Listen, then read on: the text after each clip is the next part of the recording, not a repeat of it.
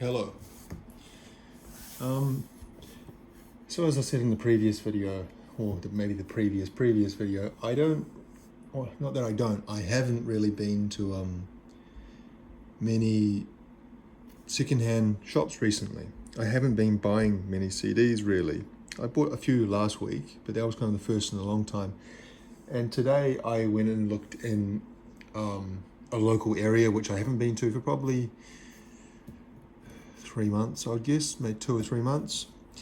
And it's a local area nearby to where I live, probably about 10 minutes drive, where there is one, two, three, four, five, six secondhand stores, all in quite a close radius. And I paid a visit to all those stores today, and I bought these two CDs, but this was only from the first store. So the first store, number one, had two things. Then stores 2, 3, 4, 5, 6 had nothing. And some of them had really nothing. One place in particular I went, a St. Vincent de Paul store, had one of the biggest amount of CD stock that I've seen in a long time. Kind of like 2 or 3 shelving units full of CDs. But it was utter crap. I don't know how many, probably close to 1,000 CDs they had there, secondhand stuff, all for $1 each. And imagine that, 1,000 CDs and not a single one was worth buying. But that's not uncommon. That's actually more common nowadays. It's just, I guess, the special thing there was just the sheer amount of them. But it's kind of funny when I look at those, when I go to different stores and I think, what kind of people are dropping these off? Because St. Vincent de Paul, I don't know if you have that charity in your country. It's a Catholic, it's connected to the Catholic Church. St. Vincent de Paul was a Catholic saint, I think he was French, who took care of poor children. And so here, St. Vincent de Paul has various charitable endeavors, such as providing emergency housing for families with children who don't have anywhere to live and things like that. And they get a lot of their funding from the church, obviously, but they also get some funding from their charity stores. And actually, my mother is I don't know what you'd call it. She doesn't work for them because it's a charity. She kind of is behind the scenes doing some bits and pieces, and she sometimes delivers food to old people, and she's connected, because I was brought up in a Catholic family. My mum and dad are Catholic. I went to Catholic school. But anyway, my point of saying this is that when I'm in these stores, I think, okay, who's donated this? And I think, well, if it's St. Vincent de Paul, because most people, if you said to someone, I've got a bunch of stuff in my house, I want to get rid of it, the first thing most people would think of would be the Salvation Army, because they're kind of the biggest presence in secondhand stores. And second would be hospice, the hospice charity stores. Hospice is, for people who are dying, the care provided to them. Those would be by far the top two that the vast majority of the population would donate their things automatically. Then after that, it would be things like Red Cross and St. John's and the SPCA, those stores, because again, people, they have big presence. Everyone knows the Red Cross, everyone knows people love animals, and so they give it to SPCA to get, some money. I'd say St. Vincent de Paul would be kind of down the list of the charitable recipients of donations from people's houses. And I'd say that most of the people giving things to St. Vincent de Paul would be Catholics, people who go to church and stuff. And so as I was looking through the CD stock they had, I was thinking, Catholics have got terrible taste in music. It was a whole bunch of just the worst stuff, like that, hymns and choral ensembles and Hillsong. God, I know if I'm in a shop and I find a Hillsong CD, that they're not going to have much to offer otherwise. But anyway, where I got this from was the Salvation Army, the first place I went to, the Salvation Army store. And the Salvation Army store, this particular one, holds a special place in my heart because it was kind of the first place I went after coming back to New Zealand about 4 or 5 years ago. It was the first store I went to and where I bought lots of things. Probably I bought a few hundred CDs there over the years. And the great thing is that everything there is 50 cents. Doesn't matter if it's a double album, a triple album, a quadruple album, which I've bought there before. Everything per item, 50 cents. So you're able to buy 20 CDs for $10. And at that time, 5 years ago, like I've talked about a lot, things have changed, especially in the last kind of 2 years, where it's much harder nowadays to find decent CDs in those stores. All the kind of stuff, rock, certainly things like, alternative or punk or metal, or the kinds of things that I kind of get, more electronic kind of stuff, that kind of stuff is really hard to come by. It's much more just wall-to-wall classical music compilations, decade compilations, like hits of the 80s, hits of the 70s, or then just those artists that seem to pop up again and again, like Robbie Williams, Susan Boyle. And so it's changed a lot. So when you go there now, they don't have anywhere near the amount of good stuff they used to have. So if I was starting to collect CDs now in 2024, starting from scratch, as I was pretty much back in 2020, it would be a lot harder to build a good collection like I have done, because for whatever reason, the wheel has turned and things have changed. And I've talked about this before. I don't know if that's because more people have got involved in the hobby. More people are realizing that CDs are a really good deal, really good bargain. In the days where if you want to buy vinyl, it's God knows how much. I don't know what exactly is the reason, but that is reality as it stands. Anyway, enough gabbing. I know people don't like it when I gab. Well, no, there was a comment on one of the videos. One of the ones, it must have been the Led Zeppelin one, where I was opening the package that got sent to me, and someone commented, skip to unboxing, and then they put the timestamp, which I found quite funny. But anyway, Lou Reed, a best of Lou Reed compilation. Now this was originally $24.95. I don't recognize that sales sticker. That doesn't look like a New Zealand music store. And they use a PLU number. And I know PLU numbers because when I was a very young man, I worked in a supermarket, and in different departments, like the butchery department and the produce department, they would have PLU numbers, PLU numbers, don't know what it stands for, product line something. So if you were like pricing up pork chop or something, the PLU number would be 4298. And if you're pricing up half a cabbage, the PLU number would be 9833 or whatever. And you had to memorize with these stupid numbers. And obviously they use these in CDs, which is interesting. So this is a as it says there, a best of compilation of the work of Lou Reed through the years. Now, it's put out by RCA. Was he with RCA, BMG, RCA? Why is that so blurry? Was he with RCA his entire career? I'm not sure. There we go, that's better.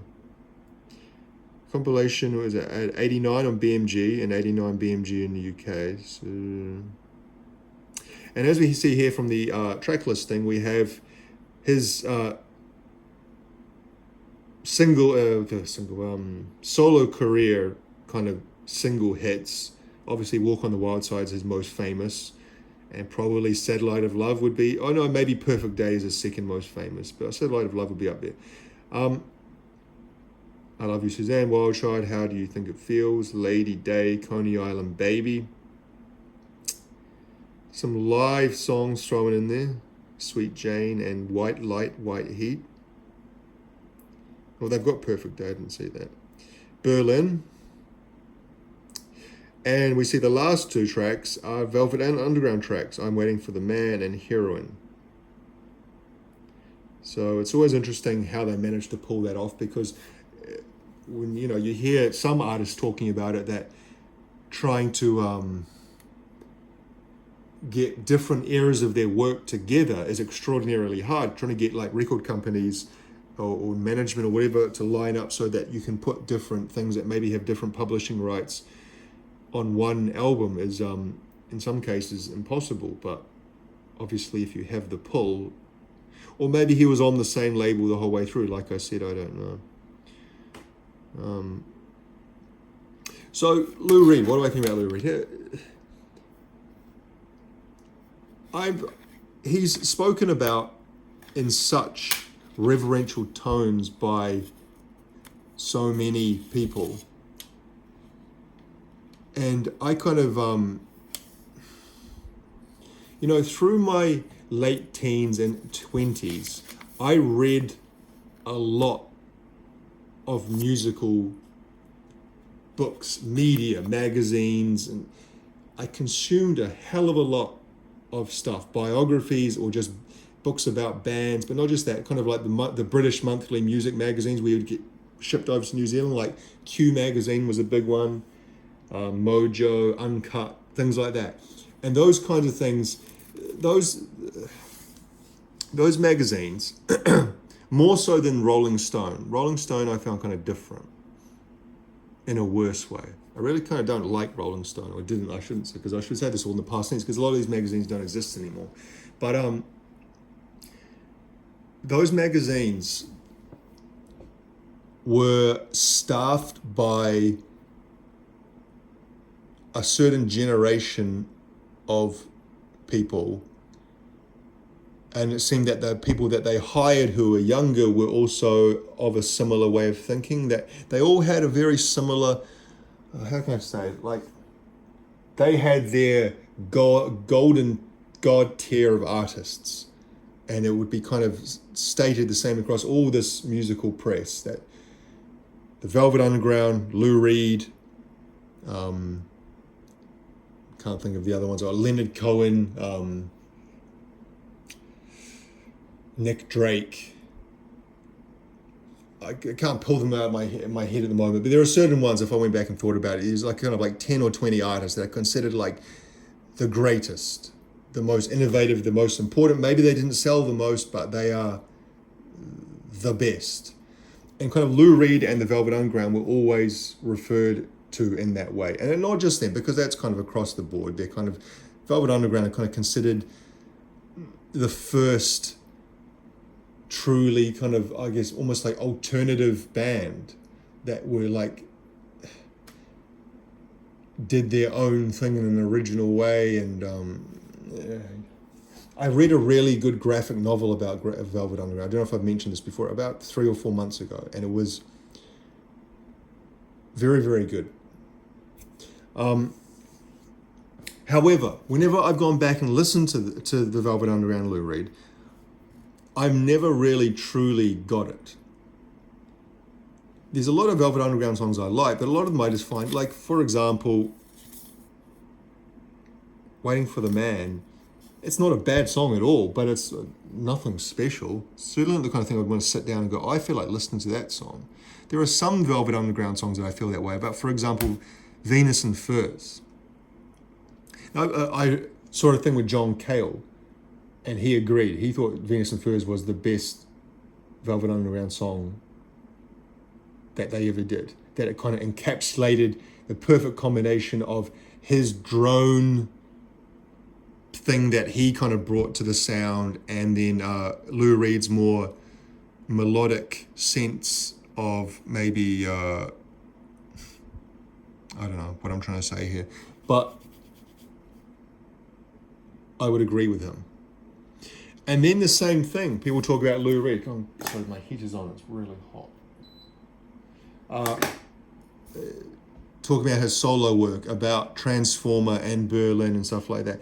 To the point that when I was about, I remember, would have been about 20, 21, I bought Transformer on CD because the way it was talked about, it was like one of the greatest albums of all time. And I really tried to like it. I listened to it a lot, but it just kind of never really clicked to me that I could understand all the hype and, plaudits given to it. Again, in no way am I saying it was bad music. It was just the kind of thing I put on, go, yeah, and listen through, kind of was background music. And then if I was looking at my shelves to think, what should I listen to next? Very, very, maybe never would I think, I'm going to put on Lou Reed Transformer.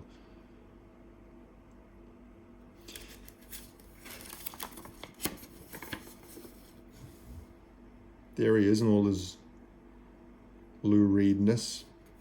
Retro. And what does it say? So there's his album discography: Transformer, Berlin, Rock and Roll Album, Sally Can't Dance, Live, Coney Island Baby, Legendary Hearts, New Sensations, Mistrial. Why is Metal Machine Music not on there? That came out before 86. That was about 81, wasn't it? Or late 70s.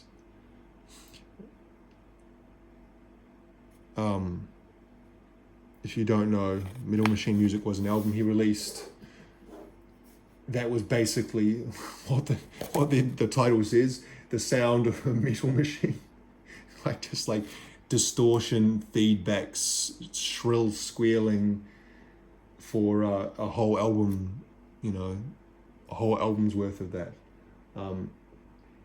And now, in hindsight, some people were like, oh, well, that was the ultimate punk album.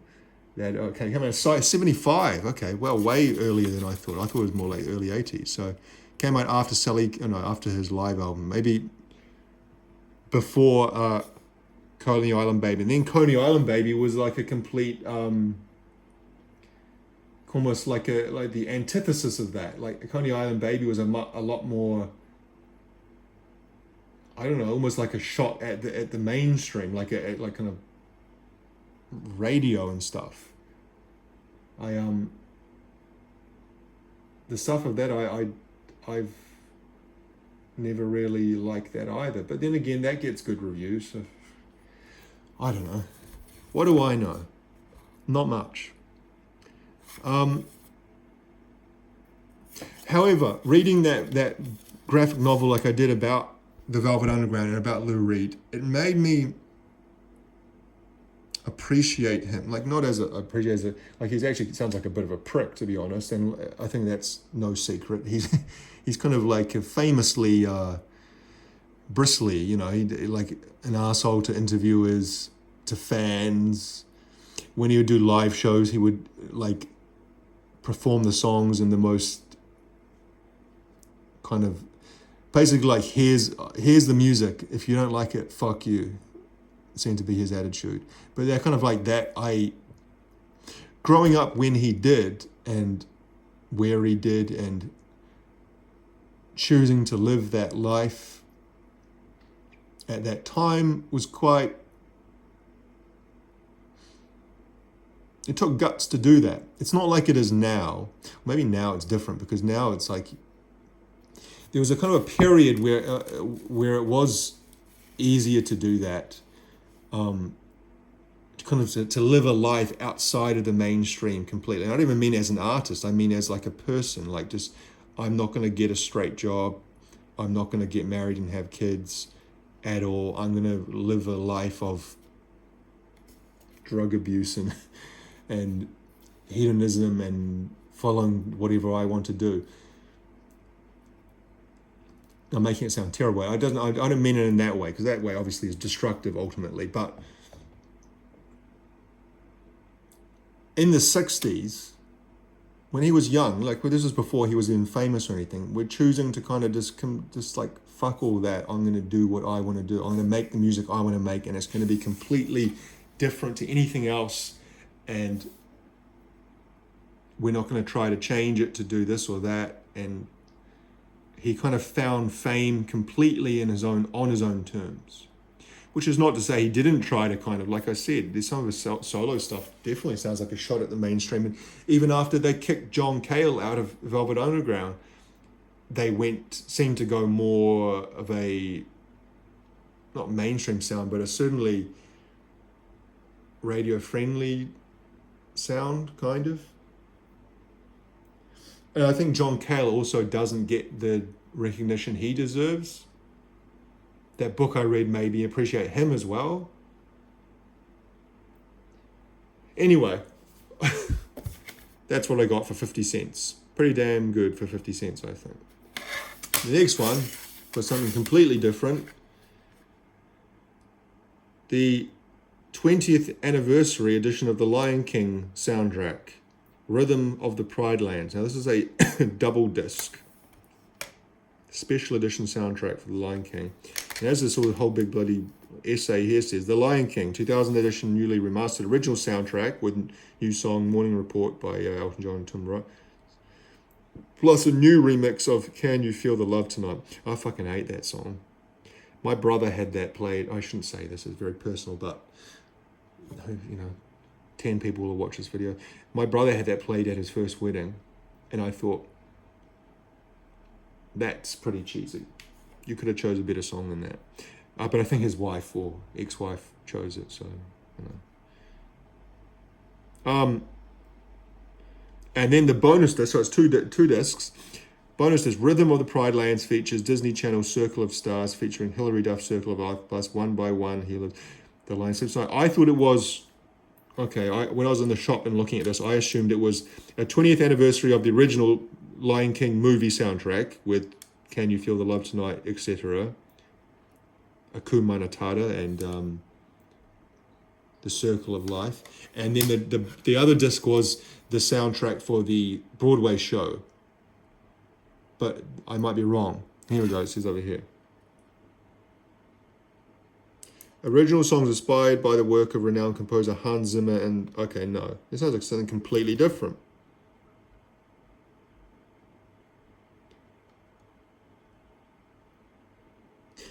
It just all sounds like it's done by the bloody Disney kids. The Mickey Mouse Club. Hilary Duff. This is 2004. It says the Disney Channel Circle of Stars, including favorite children actors. The 2004, that's 20 years ago. She's not a child. Hilary Duff, Raven, don't know her. Christy Carlson, Romano, don't know her. Some of the other names down here. I know Jimmy Cliff. Obviously, he's a reggae star from the 70s and 80s, wasn't he? And he also did the, I Can See Clearly Now, cover version for the soundtrack The Cool Runnings, which would have been about 1994. Anyway, I got that because I am trying to get as many Disney soundtracks as possible, just kind of as like a sub collection, which I talk about sometimes. Not something I'm like desperately trying to find, but if one pops up and it's of the kind of Disney era. I'm not a Disney fan or anything. In as much as anyone's a fan of Disney, I can't remember the last time I saw a Disney movie. What was the last one I saw? I haven't seen any of those Pixar type ones for like a good 15 years. Well, Star Wars is Disney now, isn't it? So what isn't it? Marvel's Disney as well. It's all bloody Disney. Can't move without bloody bumping into Disney. I went to Disney. I've been to Disneyland. I've been to Disneyland a few times. When I was a little kid, went to Disneyland in Los Angeles, California. And as a little kid, that was very fun. And not... Well, in comparison, when I was living in Japan, obviously there's a Disneyland in Tokyo. There's two. There's Disneyland and Disney Sea, and I went to both of them. And it was busy is an understatement. Packed is an understatement. It was just silly, so busy and packed, and the line so long that it was just not enjoyable really at all. Because obviously Japan, Tokyo is one of, if not the biggest, one of the biggest cities in the world population-wise, 32 million people in the greater Tokyo area. And so that's never going to help. And then it's actually a smaller park area size. It's like almost a direct copy of the LA one, but it's compressed. So it feels more compressed. And then Disney's a big thing in Japan. They're all wild about Disney. Like adults go there and wear the Disney, and maybe they do that in America as well, but it's a lot more of a, the Japanese have got their own ideas about things, and one of their ideas is kind of adults going hard out for seemingly childish things, if you know what I mean. And so the other one, Disney Sea, I went there on my birthday when I was living there with my with my ex-girlfriend, and we'd both moved over to Japan together from New Zealand to work there. She hated Japan, but anyway, she took me there for my birthday, and the day we went, it was winter in Japan. It was raining, which was great because then the park was almost empty. Like in comparison to the going to Disneyland, where however many months before that, it was like I didn't care about a little bit of rain. Anyway, this is the interesting stuff that people watch these videos for. Recountings of my boring life stories. But anyway, 2 CDs there, 50 cents each. Haven't bought much recently, but I may have a chance tomorrow to have a look around some places over in the city. And so hopefully I find something, and I'll surely make a video about it if I do. Anyway, thank you very much for watching if you have. I appreciate it deeply. Bye-bye.